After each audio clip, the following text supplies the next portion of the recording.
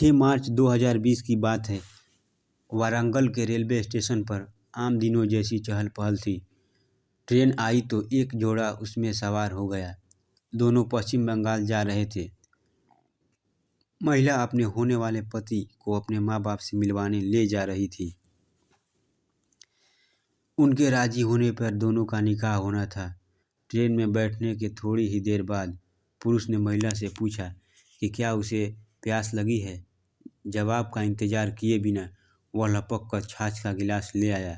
Train चल पड़ी, लेकिन अगले ही दिन वह व्यक्ति वारंगल लौट आया अकेला। कुछ ही दिनों बाद कोरोना वायरस से निपटने के लिए 24 मार्च को पूरे देश में लॉकडाउन की घोषणा हो गई। लोग घरों में दुबक गए, सड़कें सूनी हो गई। वारंगल के गोरई गुट्टा गांव में जूट के बोरे बनाने वाली साई दत्ता ट्रेडर के शटर भी डाउन हो गए थे। 21 मई को उसके मालिक जे भास्कर ने एक ऑटो ड्राइवर को कहा कि वह कारखाने पर जाए और वहां गोदाम से बोरे लेकर एक कस्टमर के यहाँ पहुंचा दे। भास्कर ने ड्राइवर को बताया था कि कारखाने के कैंपस में ही मकसूद आलम अपने परिवार के साथ रहता है। उसके अलावा 2 और मजदूर श्याम और श्रीराम भी वही फर्स्ट फ्लोर पर रहते हैं। उनसे बोरे ले लेना। लेकिन ड्राइवर जब कारखाने पहुंचा तो वहां कोई नहीं मिला। बाद में भास्कर और उनके पार्टनर संतोष ने मकसूद, उसकी पत्नी, बच्चों और बाकी 2 मजदूर की तलाश में आसपास के चक्कर काटे। दोपहर बाद करीब 2 बजे उन्हें एक कुएं में 4 शव तैरते दिखे। उन्होंने फौरन पुलिस को जानकारी दी। पुलिस ने एक पुरुष, 2 महिलाओं और लगभग 3 साल के एक बच्चे के शव निकाले। उनकी पहचान मकसूद आलम, उसकी पत्नी निशा, बेटी बुशरा खातून और उसके बेटे बबलू के रूप में हुई।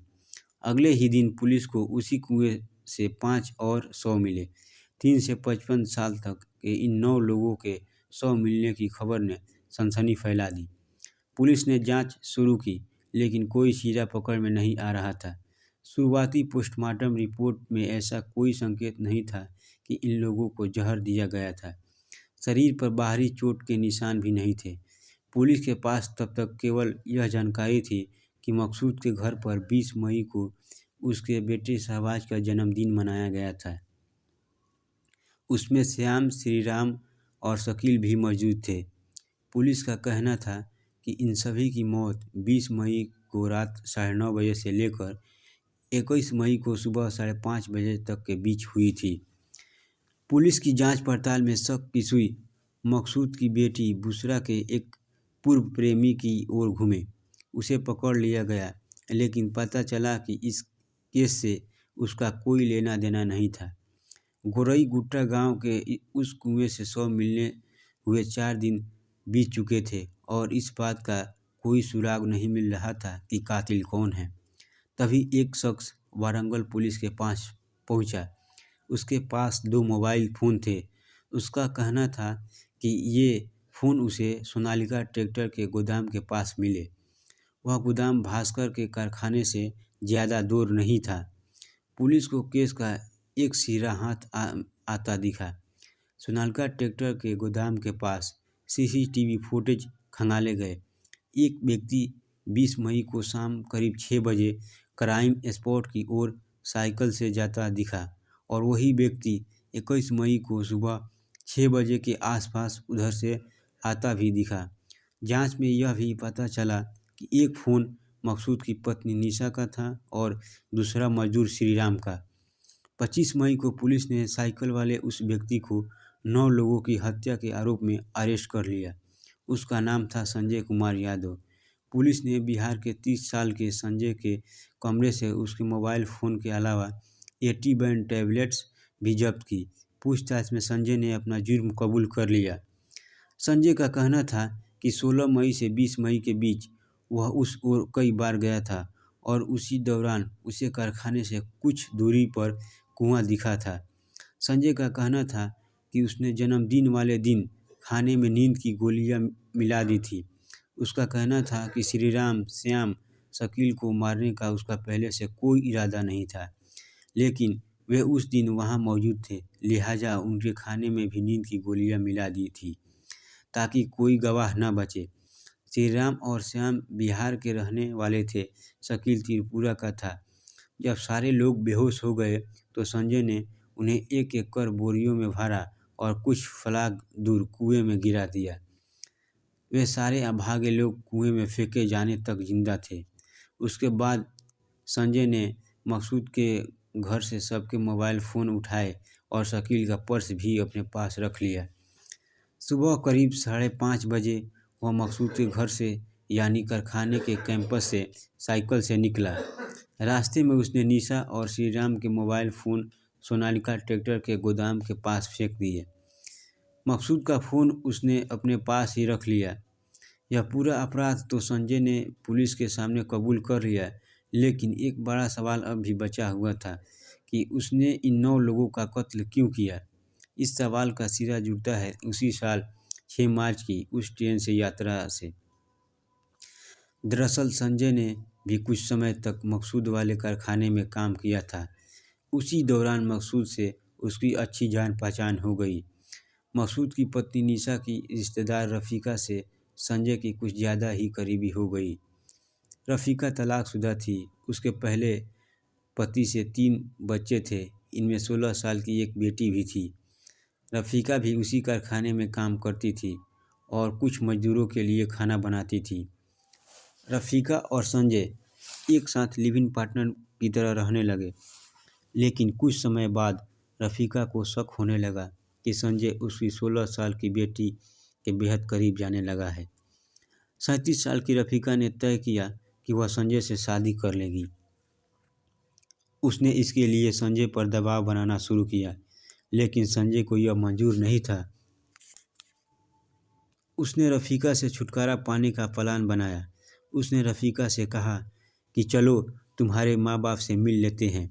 6 मार्च को दोनों वारंगल से पश्चिम बंगाल जाने वाली गरीब रथ ट्रेन में सवार हुए।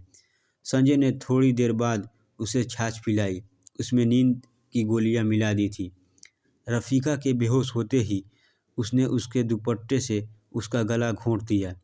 ट्रेन जब आंध्र प्रदेश में वेस्ट गोदावरी जिले के ताड़ेपल्लीगुड़ेम के पास पहुंची तो संजय ने रफ़ीका को चलती ट्रेन से धक्का दे दिया। रेलवे पुलिस को रफ़ीका की डेड बॉडी तो मिली थी, उसने केस भी दर्ज कर लिया था, लेकिन तब तक रफ़ीका की शिनाख्त नहीं हो सकी थी। संजय राजमुंदरी में ट्रेन से उतरा और वारंगल लौट आया। उसने रफ़ीका के तीनों बच्चों से कहा कि उनकी मां पश्चिम बंगाल में अपने माँ बाप के पास कुछ समय के लिए रुक गई है, लेकिन मकसूद की पत्नी निशा को संजय पर शक हो चुका था। मकसूद और निशा ने पश्चिम बंगाल फ़ोन भी किया। उन्हें पता चला कि रफ़ीका अपने माँ बाप के घर पहुंची ही नहीं थी। इस बीच देश भर में लॉकडाउन लग गया। मकसूद को कई हफ्तों तक संजय दिखा ही नहीं। 15 मई के आसपास जब संजय का पता चला तो मकसूद और निशा ने उसे धमकाया कि वे पुलिस से शिकायत करेंगे। इसके बाद संजय ने खौफनाक साजिश रची। 20 मई को संजय नींद की गोलियां लेकर जूट मिल पहुंचा। वहां उसने पाया कि मकसूद के बेटे का जन्मदिन मनाया जा रहा है। संजय उसी बीच घर के अंदर गया और दाल में नींद की गोलियां मिला दी। उसके बाद वह पहले फ्लोर पर गया और वहां रहने वाले बिहार के श्री राम और श्याम के खाने में भी गोलियां मिला दी। मकसूद के घर उस दिन शकील ने भी खाना खाया था और वह भी संजय की साजिश का शिकार बन गया। पुलिस के पास संजय के खिलाफ ढेर सारे सबूत मिले। कत्ल से कुछ दिन पहले संजय ने नींद की गोलियों के बारे में गूगल सर्च किया था। उसके फ़ोन से नींद की गोलियां 80/2 mg के पत्ते का स्क्रीनशॉट भी मिला। पुलिस ने वारंगल के एक मेडिकल स्टोर से पता किया कि संजय ने 16 मई और 18 मई को वहां से एट्टोबैन के 4 पत्ते खरीदे थे।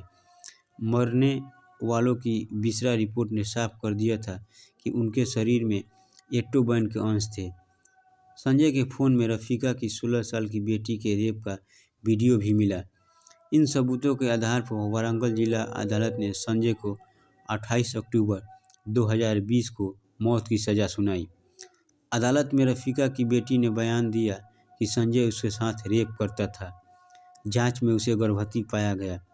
संजय के खिलाफ पोक्सो एक्ट के तहत भी केस दर्ज किया गया है। संजय के खिलाफ अभी रेप और रफीका की हत्या के मामलों की जांच चल रही है। आगे देखते हैं इस मामले में क्या होता है। दोस्तों, आज की कहानी यहीं पे ख़त्म होती है। अगर इस कहानी से कुछ भी आपको सीखने को मिली है तो इस वीडियो को लाइक करें और चैनल को सब्सक्राइब ज़रूर करें और कमेंट करना ना भूलें।